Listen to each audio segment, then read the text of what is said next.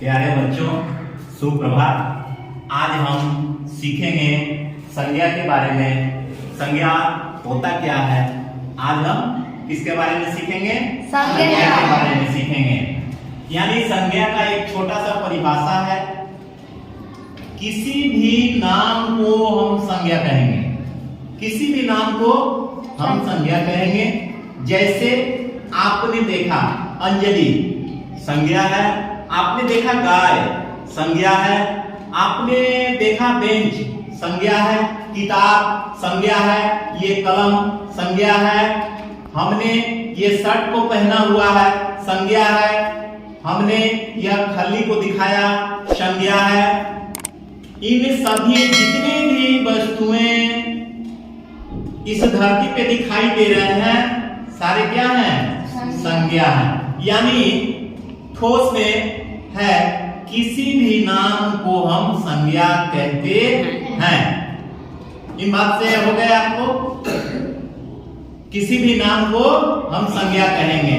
आपके पास हमने उदाहरण दिए, गाय, भैंस, घोड़ा, घर, मकान, कपड़ा, गाय, इसके बाद घड़ी, कुर्सी, बेंच, टेबल, शर्ट, पैजामा, कलम, पेंसिल, किताब, कॉपी, इन चीजों को हम क्या कहेंगे?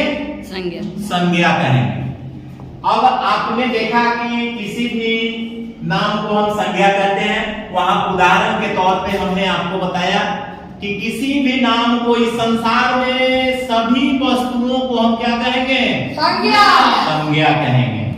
अब आपने देखा कि संज्ञा के कुल कितने भेद होते हैं? तो संज्ञा के कुल 5 भेद होते हैं। संज्ञा के कुल कितने भेद होते हैं? 5 भेद होते हैं। संज्ञा के कितने भेद? 5 भेद होते हैं। आज हम जानेंगे संज्ञा के भेदों को कैसे हम पढ़ेंगे। कितने? 5 भेदों के बारे में हम जानेंगे। पहला भेद है व्यक्तिवाचक संज्ञा। व्यक्तिवाचक संज्ञा पहला क्या है? व्यक्तिवाचक संज्ञा।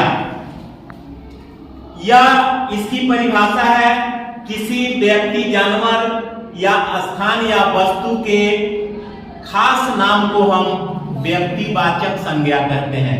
किसी वस्तु, व्यक्ति या स्थान के खास नाम को हम व्यक्तिवाचक संज्ञा कहते हैं। इसके बाद है जातिवाचक संज्ञा। इसके बाद क्या है?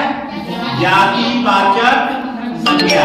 जातिवाचक संज्ञा जिसे जातिवाचक संज्ञा वह संज्ञा है जिसे किसी भी एक जाति का बोध हो। जैसे हम देखते हैं गाय। गाय में तो सभी गायें हैं, एक जाति की हैं, तो उसमें पूरी जाति का बोध होता है, वह जातिवाचक संज्ञा कहलाता है।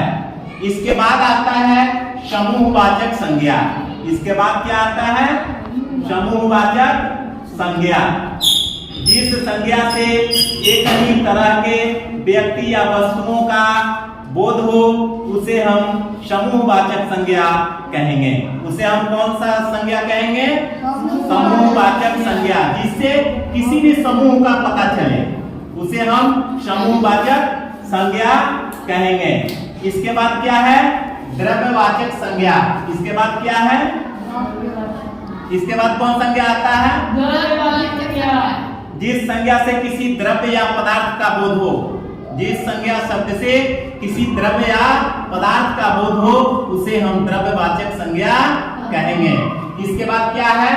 भाववाचक संज्ञा। इसके बाद क्या है? भाववाचक संज्ञा।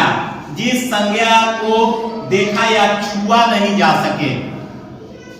जिस संज्ञा शब्द से किसी वस्तु को देखा या छुआ नहीं जा सके, सिर्फ अनुभव किया जा सके, उस संज्ञा को हम क्या कहेंगे? भाववाचक संज्ञा। ये हमारे 5 भेद हुए। अगर आपको वीडियो पसंद आए तो उसे लाइक और चैनल को सब्सक्राइब जरूर करेंगे। धन्यवाद।